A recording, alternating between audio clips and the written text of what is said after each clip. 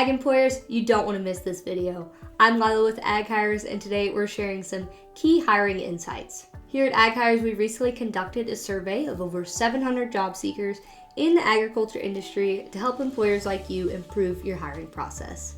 So let's dive into the 5 biggest takeaways from the survey. Number 1 is that 70% of respondents expressed a higher likelihood of applying for a job when salary information was provided in the job description.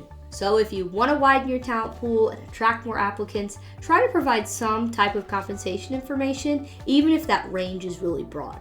For our second statistic, despite candidates' strong desire to have that compensation listed in the job description, pay isn't even one of their top 5 priorities when it comes to searching for a new job. When we asked job seekers in our survey what they prioritize most when considering a new job, their top 3 factors were job security, advancement opportunities, and continued learning opportunities.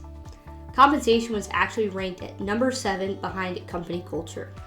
So just remember that pay isn't everything. Number 3, 53% said they'll skip reading job descriptions that are too long, especially if they are over 2 pages or approximately 400 words. You want to keep your job description short and skimmable, use bullet points for those job responsibilities and the requirements list.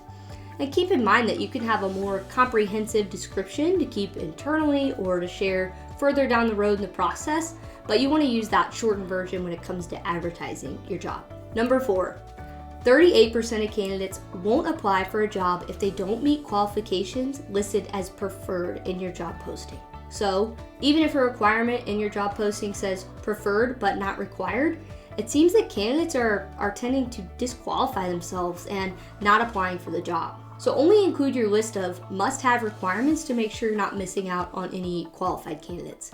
And our last statistic is 94% of job seekers would at least listen and consider a new opportunity if contacted by a recruiter or company today.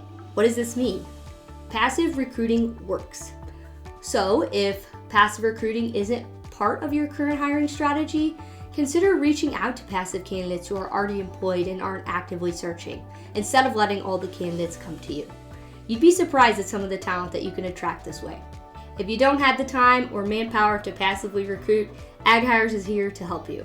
You can learn more about our recruiting services at aghires.com. For more stats like this from our job seeker survey, visit aghires.com and select the Hiring Trends report under the Employer tab. Thanks for watching. Be sure to follow us for more hiring tips in agriculture.